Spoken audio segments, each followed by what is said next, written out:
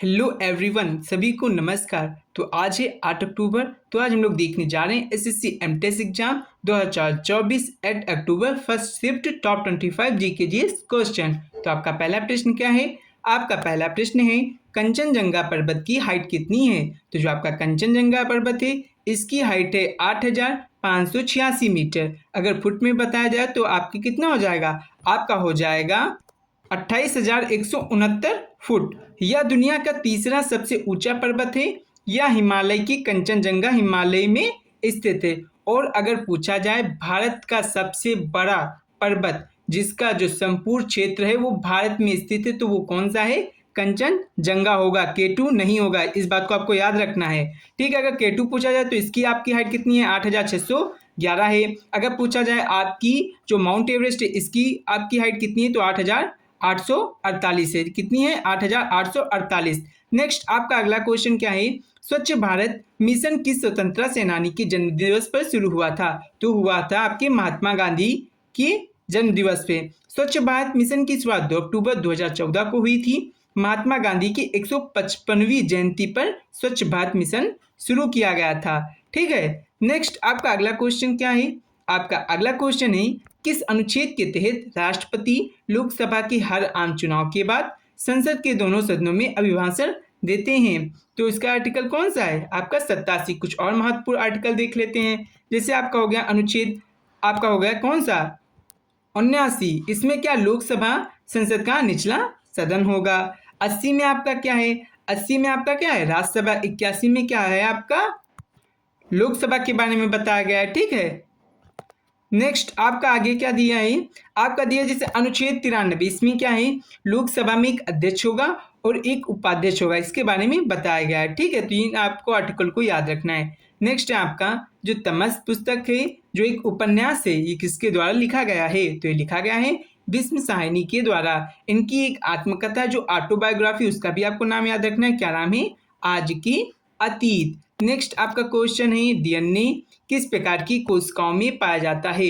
तो डीएनए लगभग सभी जीवित कोशिकाओं में पाया जाता है। ऑर्थर कॉनबर्ग ने इन विट्रो में डीएनए का संश्लेषण किया। अगर पूछा जाए कि डीएनए का संश्लेषण किसके द्वारा किया गया था तो ऑर्थर कॉनबर्ग द्वारा किया गया था। प्रोकैरियोटिक कोशिकाओं का डीएनए रूप गोलाकार होता है और जो यूकैरियोटिक कोशिकाएं होती हैं उनका कैसा होता है? रेखिक होता है। तो ये भी आपको याद रखना है कि जो आपकी प्रोकैरियोटिक कोशिकाएं होती हैं और यूकैरियोटिक कोशिकाएं होती हैं उसमें जो डीएनए का आकार कैसा होता है वो आपको याद रखना है। तो किस प्रकार का होता है? गोलाकार और रेखिक। नेक्स्ट आपका अगला है, इसी में डीएनए की खोज जो है स्विस रासायनिक फ्रेडरिक मिसर ने की थी। अगर पूछा जाए डीएनए की खोज किसने की थी? स्विस रासायनिक थे आपके फ्रेडरिक मिसर ने की थी। डीएनए का जो द्विकुंडली मॉडल है वो किसके द्वारा प्रस्तावित किया गया था? तो वो किया गया था जेम्स वाटसन एंड फ्रांसीसी क्रिक के द्वारा। कब? 1953 ईस्वी में। नेक्स्ट है आपका राष्ट्रपति की कार्य और शक्तियों से संबंधित अनुच्छेद कौन सा है? तो वो आपका है अनुच्छेद 52 से 62। ठीक है, 52 में क्या है? राष्ट्रपति पद के बारे में बताया गया है। 53 में क्या बताया गया है? जो राष्ट्रपति होगा संघ कार्यपालिका का प्रमुख होगा। 54 में राष्ट्रपति के चुनाव के बारे में बताया गया है। 55 में क्या बताया गया कि उनकी चुनाव की प्रणाली क्या होगी? एकल संक्रमणीय अनुपातिक प्रतिनिधित्व प्रणाली द्वारा इनका चुनाव होगा। 56 में कार्यकाल कितना होगा? तो 5 साल का कार्यकाल होगा। 57 में क्या है? पुनर्निर्वाचन के बारे में बताया गया है। 58 में क्या? आहर्ताओं के बारे में बताया गया। 59 में इनकी क्या शर्तें होंगी इनके बारे में बताया गया। 60 में शपथ के बारे में बताया गया। 61 में महाभियोग के बारे में बताया गया है और 72 में क्षमादान की शक्तियों के बारे में बताया गया है। और आर्टिकल 143 में क्या बताया गया है? जो आपके राष्ट्रपति जी होंगे वो सुप्रीम कोर्ट से किसी भी मामले पे सलाह ले सकते हैं। ठीक है, नेक्स्ट आपका अगला क्या है? भारतनाट्यम की प्रसिद्ध गुरु कौन सी हैं? तो वो कौन है? तो वो है आपकी पद्म सुब्रमण्यम। भारतनाट्यम के विकासकर्ता और संस्थापक के रूप में जाने जाते हैं। कौन? पद्म सुब्रमण्यम। वे एक विद्वान, नवप्रवर्तक, लेखक और शिक्षक थे। और आपकी जो रुक्मिणी देवी अरुणडेल है वो क्या है? भारतनाट्यम की एक प्रसिद्ध नृत्यांगना है। इनका भी नाम आपको याद रखना है। और देखा जाए जो आपकी मीनाक्षी सुंदरम पिल्लाई हैं वो क्या है? भारत की जो भारतनाट्यम की जो पांडा नल्लूर शैली है उसके प्रमुख संस्थापक माने जाते हैं। अगर पूछा जाए जो भारतनाट्यम की एक शैली है जिसका नाम पंडा नल्लूर है, इसके संस्थापक कौन है? तो वो आपके हो जाएंगे मीनाक्षी सुंदरम। भारतनाट्यम तमिलनाडु का एक शास्त्रीय नृत्य, ये तो आपको पता ही होना चाहिए। और इसके जनक कौन है? तो इसके जनक है भरत मुनि जी। ठीक है, तो इन बातों को आपको याद रखना है।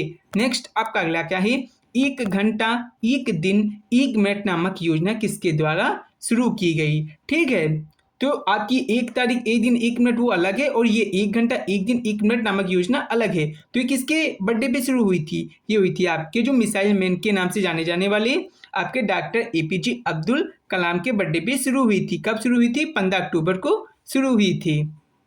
नेक्स्ट आपका अगला है, निम्नलिखित में से कौन सा माइक्रोन्यूट्रिएंट है, मतलब ये आपको बताना है माइक्रो, मैक्रो नहीं, माइक्रो बताना है। कौन सा बताना है, ये वाला बताना है, कार्बन, आयरन, ऑक्सीजन, फॉस्फोरस। तो इसका राइट आंसर हो जाता है आपका आयरन। आयरन आपका माइक्रो है, कार्बन, ऑक्सीजन और फॉस्फोरस आपके क्या है, मैक्रो न्यूट्रिएंट्स हैं। तो इनके बारे में देख लेते हैं। जैसे आपका है जो मैक्रो तत्व होते हैं वो सूक्ष्म पोषक तत्व होते हैं, माइक्रो की बात हो रही है, वे आवश्यक पोषक तत्व होते हैं जो पौधों को बहुत ही कम मात्रा में चाहिए होते हैं। ये मैक्रो तत्व जो अधिक मात्रा में आवश्यक होते हैं से अलग होते हैं। ठीक है, क्या होते हैं, मतलब मैक्रो मतलब ज़्यादा मात्रा में उनकी आवश्यकता होती है और माइक्रो की क्या होती है, जो तत्व होती है वो कम मात्रा में क्या होती है, नेसेसिटी होती है उनकी। ठीक है, थोड़ा इनके बारे में देख लेते हैं कौन कौन से तत्व हैं। जैसे आपका कार्बन है, ये किस प्रकार का तत्व है आपका, ये आपका मैक्रो है। कौन सा है, मैक्रो। फॉस्फोरस आपका क्या है, आपका ये भी मैक्रो है। ऑक्सीजन आपका क्या है, मैक्रो न्यूट्रिएंट्स हैं। और भी हम देख लेते हैं, जैसे आपका नाइट्रोजन हो गया, ये आपके क्या है, मैक्रो है। तो आपके ऑक्सीजन, नाइट्रोजन, फास्फोरस और आपका क्या बचा, आपका कौन सा ऑप्शन बच रहा है, कार्बन, ये सब आपके क्या हैं, तो आपकी ये सब हो जाएंगे मैक्रोन्यूट्रिएंट्स। और अब हम देख लेते हैं माइक्रोन्यूट्रिएंट्स। जैसे आपके आयरन हो गया, कॉपर हो गया, मोलिब्डेनम हो गया, मैग्नीज हो गया, बोरान हो गया, क्लोरीन, जिंक, ये सब आपकी क्या हो जाएंगी, माइक्रोन्यूट्रिएंट्स हो जाएंगे। ठीक है, नेक्स्ट आपका अगला क्या है, अनुसूचित जनजाति और अनुसूचित जाति से संबंधित आपको अनुच्छेद बताना है। तो हम कुछ महत्वपूर्ण अनुच्छेद देख लेते हैं, किससे, एससी और एसटी से संबंधित। तो आपका जैसे आपका अनुच्छेद 342 है, इसके क्या कहा गया है, तो इसमें कहा गया है राष्ट्रपति किसी राज्य या केंद्र शासित प्रदेश में जनजातियों या जनजातीय समुदायों को अनुसूचित जनजाति घोषित कर सकता है। तो क्या ये राष्ट्रपति के पास राइट है कि कहीं भी कोई भी समुदाय है उसको जनजाति घोषित करना है या नहीं करना है, वो सब राष्ट्रपति के ऊपर डिपेंड करता है, वो कर सकता है। ठीक है, नेक्स्ट आपका आर्टिकल क्या है, अनुच्छेद 366 है। इसके तहत क्या अनुसूचित जनजातियों को एक परिभाषित किया गया। पूछा जाए कि जो अनुसूचित जनजाति हैं इनकी जो डिफिनेशन है किस आर्टिकल में है, तो ये आपकी है 366 के 25 में। नेक्स्ट आपका अगला क्या है, अनुच्छेद जैसे 15 के 4 में, इसमें क्या बताया गया, अन्य पिछड़े वर्गों के विकास के लिए विशेष प्रावधान है। अनुच्छेद 29 के तहत क्या अल्पसंख्यकों के हितों का संरक्षण के बारे में बताया गया। ठीक है, और आपके क्या है, अनुच्छेद 46 के तहत राज्य को कमजोर वर्गों के लिए शिक्षा और आर्थिक हितों का विशेष ध्यान रखना है। ये किस में बताया गया है, अनुच्छेद 46 में बताया गया है। और अगर आपसे पूछा जाए डीपीएसपी किस आर्टिकल से किस आर्टिकल में, तो ये किस आर्टिकल से किस आर्टिकल में, ये आपके हैं 36 से 51 में। किससे किस दिन तक, 36 से 51 तक। किस देश से लिए गए हैं, तो आपके लिए गए हैं आयरलैंड के संविधान से। ठीक है, आयरलैंड के संविधान से। और आपको ये याद रखना है कि जो आपका अनुच्छेद 46 है किस में आता है, डीपीएसपी में आता है। आपका भाग कौन सा हो जाएगा, 4th नंबर भाग हो जाएगा। और आपका अनुच्छेद 330 किससे संबंधित है, तो ये भी लोकसभा में अनुसूचित जनजातियों के लिए सीटों का आरक्षण से संबंधित है। अनुच्छेद 244 क्या कहता है, इसके तहत अनुसूचित जनजातियों के प्रशासन और नियंत्रण के लिए 5वीं अनुसूची का उपबंध लागू होता है। ठीक है, नेक्स्ट आपका अगला है अनुच्छेद 275। इसमें क्या है, संविधान की 5वीं और 6ठी अनुसूची के बारे में बताया गया है। ठीक है, तो ये कुछ आपके महत्वपूर्ण क्या थे अनुच्छेद से, किससे रिलेटेड, एससी और एसटी से। ठीक है, जो आपकी अनुसूचित जनजाति है और अनुसूचित जातियों से संबंधित ये प्रमुख अनुच्छेद हैं, इनको आपको याद रखना है। ठीक है, नेक्स्ट आपका अगला क्या है, 2011 की जनगणना के अनुसार सबसे अधिक जनसंख्या वाला राज्य कौन सा था। मतलब आपको बताना है कहाँ पे आपकी बहुत ही ज्यादा पॉपुलेशन थी, किसके अनुसार, अकॉर्डिंग टू 2011 सेंसस के अनुसार। तो कहाँ पे थी, आपके यूपी में थी। और पूछा जाए सबसे कम कहाँ थी, तो आपकी थी सिक्किम में। कहाँ पे आपकी थी, सिक्किम में। पूछा जाए 2011 की जनगणना का जो आपका क्या बोलते हैं थीम क्या था, तो वो था हमारी जनगणना हमारा भविष्य, मतलब आवर पॉपुलेशन आवर फ्यूचर। और पूछा जाए इसका जो मोटो था या लोगो था, मोटो वो क्या था, तो वो था आपका प्रगड़क शिक्षक, प्रगड़क शिक्षक। ठीक है, ये आपको याद करते हुए चलना है। नेक्स्ट आपका अगला क्या है, भारतीय क्रिकेट टीम के फर्स्ट कैप्टन कौन थे, ये आपको बताना है। ठीक है, who is the first captain of Indian cricket team, तो वो कौन थे, वो आपके थे कैप्टन कौन थे? सी के नायडू जी थे। ये भी पूछा जाता है कि सी के नायडू ट्रॉफी किससे संबंधित है, तो वो आपकी ये क्रिकेट से संबंधित है। पहले भारतीय टीम का नेतृत्व सी के नायडू ने इंग्लैंड के खिलाफ किया था। नेक्स्ट आपका है 2011 की जनगणना के अनुसार भारत की किस राज्य में हिंदू आबादी प्रतिशत सबसे अधिक था, तो वो कौन सा स्टेट है? वो आपका है हिमाचल प्रदेश, जहाँ पे आपका जो हिंदू जो पॉपुलेशन है वो सबसे अधिक है। तो इस प्रकार से आप याद भी कर सकते हैं, H for Hindu, P for population, तो आपका एचपी से क्या हो जाएगा? आपका हिमाचल प्रदेश। कहाँ पे? आपका हिमाचल प्रदेश। ठीक है, साल 2011 की जनगणना के मुताबिक हिमाचल प्रदेश में 95.17% आबादी हिंदू है। वहीं भारत में हिंदू धर्म को मानने वाले लोगों की संख्या कितनी है? 109 करोड़ है। नेक्स्ट आपका अगला है, गीत गोविंद पुस्तक के रचनाकार कौन थे, तो वो आपके थे जयदेव जी। जयदेव की क्या है? एक प्रसिद्ध रचना है। नेक्स्ट आपका है WPL मतलब वोमेन्स प्रीमियर लीग 2024 की जो विजेता टीम है उसको कितनी धनराशि मिली है, ठीक है, या इनामी राशि मिली है, तो कितनी मिली है? वो मिली है 6 करोड़। कौन विजेता टीम थी? RCB थी, रॉयल चैलेंजर बेंगलुरु। और जो आपकी उप विजेता रही है दिल्ली कैपिटल्स, उसको कितने रुपए मिले हैं? 3 करोड़। नेक्स्ट आपका अगला है अटॉर्नी जनरल, जो भारत के जो महान्यायवादी होते हैं उनसे संबंधित अनुच्छेद कौन सा है? जो आपके अटॉर्नी जनरल हैं उनसे संबंधित अनुच्छेद कौन सा है? आपका 76। और वर्तमान में आपके अटॉर्नी जनरल हैं कौन, तो ये भी आपको याद रखना है। ये आपके हैं कौन से? उनका क्या नाम है? आर वेंकट रमणी। क्या नाम है? आर वेंकट रमणी जी, जो क्या है? भारत की 16वीं अटॉर्नी जनरल हैं। अब का आपका अगला क्वेश्चन, भारत में कुल कितने बंदरगाह हैं 2023 के सर्वे के अनुसार? ठीक है, 2023 सर्वे के अनुसार भारत में टोटल कितने आपके पोर्ट्स हैं ये बताना था। तो टोटल आपके 13 जो आपके मेन है, जो मेजर आपके पोर्ट हैं वो 13 हैं, और जो आपके माइनर या गैर प्रमुख वो कितने? 200 से भी अधिक हैं। पूर्वी तट पर 6, अंडमान निकोबार द्वीप समूह पर 1 और पश्चिमी तट पर 6 है। तो इसमें जो आपके 13 हैं किसमें है? पूर्वी तट पे आपका 6 हो गया, और आपका पश्चिमी तट पर 6 हो गया, मतलब पूरब और पश्चिमी तट पर इक्वल है, और अंडमान निकोबार द्वीप समूह पर 1 है।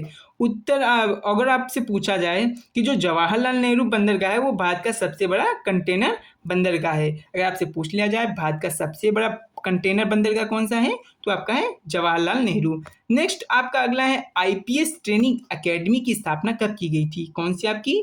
IPS training academy. ठीक है, आपकी इसकी स्थापना कब हुई थी? तो इसकी स्थापना हुई थी 15 सितंबर 1948 ईस्वी को राजस्थान के माउंट आबू में केंद्रीय पुलिस परीक्षण महाविद्यालय के रूप में ये की गई थी। उस समय इसका नाम क्या रखा गया था? जो आपका केंद्रीय पुलिस जो आपका परीक्षण महाविद्यालय है, इस नाम से क्या हुआ था? रखी गई थी। बाद में 1967 में इसका नाम बदलकर राष्ट्रीय पुलिस अकादमी कर दिया गया। साल 1976 में इसका नाम जो है भारत की पूर्व उप प्रधानमंत्री सरदार वल्लभ भाई पटेल के नाम पर कर दिया गया। साल 1975 में ये अकादमी कहाँ गई? हैदराबाद में आ गई। तो ये आपके कुछ महत्वपूर्ण बिंदु, इनको आपको याद रखना है। नेक्स्ट आपका अगला है, जो महान्यायवादी हैं एवं मंत्री जी हैं, उनको बोलने का जो आपका अधिकार है या स्वतंत्रता है, किस अनुच्छेद में? यहाँ सुंदरता नहीं, स्वतंत्रता। ठीक है, सॉरी वो गलती से हो गया है। स्वतंत्रता किस अनुच्छेद में बताई गई है? तो आपका अनुच्छेद 88। ठीक है, आप बोल सकते हैं। नेक्स्ट आपका अगला क्या है, जनगणना अधिनियम किस वर्ष पारित किया गया था? तो ये आपका पारित किया गया था 1948 ईस्वी में। ठीक है, और भारत में जो पहली जनगणना हुई थी वो किसके शासनकाल में हुई थी? लॉर्ड मेयो के शासनकाल में हुई थी। कब हुई थी? 1872 में। और ये किसने डिसाइड किया था कि इसका जो टाइम पीरियड होगा 10 ईयर के बाद होगा? वो थे आपके लॉर्ड रिपन के समय में 1881 से ये क्या हुई थी? एक पार्टिकुलर टाइम के बाद होने लगी। नेक्स्ट आपका अगला क्या है कि जो भारत की आखिरी जनगणना कब हुई थी? 2011 में, और कोरोना पेंडेमिक की क्या 2021 में ये हो नहीं पाई। नेक्स्ट मौर्य वंश के बाद कौन सा वंश आया? तो मौर्य वंश के बाद शुंग वंश आया था। मौर्य वंश के जो अंतिम शासक वृद्धरथ थे, इनकी हत्या कर दी गई थी। किसके द्वारा? पुष्यमित्र शुंग द्वारा, और पुष्यमित्र शुंग ने शुंग वंश की स्थापना की। नेक्स्ट है आपका 1 तारीख 1 घंटा 1 साथ अभियान किसकी जयंती पर शुरू हुआ? तो ये शुरू हुआ था महात्मा गांधी जी की जयंती पर। ठीक है, कौन सी जयंती थी? वो 154th जयंती थी, जिसपे ये आपका क्या हुआ था? अभियान जारी हुआ था। दामोदर दास मोदी जी ने इसकी शुरुआत की थी। नेक्स्ट आपका अगला है कि यहाँ पे रिएक्शन है, इसमें क्या रीजन है? जो आपका ये लेड है वो कॉपर सल्फेट के सॉल्यूशन से कॉपर को क्या कर दे रहा है? विस्थापित कर दे रहा है। तो दरअसल जो आपकी अपक्रियाशीलता आपने सूची देखी होगी, उसमें जो आपके लेड है उसकी जो अपक्रियाशीलता है वो कॉपर से क्या है, अधिक है।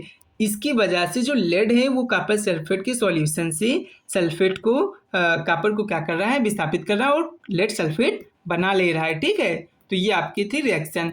नेक्स्ट, तो इसी के साथ वीडियो समाप्त होती है। अगर वीडियो अच्छी लगी तो लाइक करें, सब्सक्राइब करें, शेयर करें और पीडीएफ लेने के लिए डिस्क्रिप्शन में दी गई टेलीग्राम की जो लिंक है उस पर जाके ज्वाइन करें।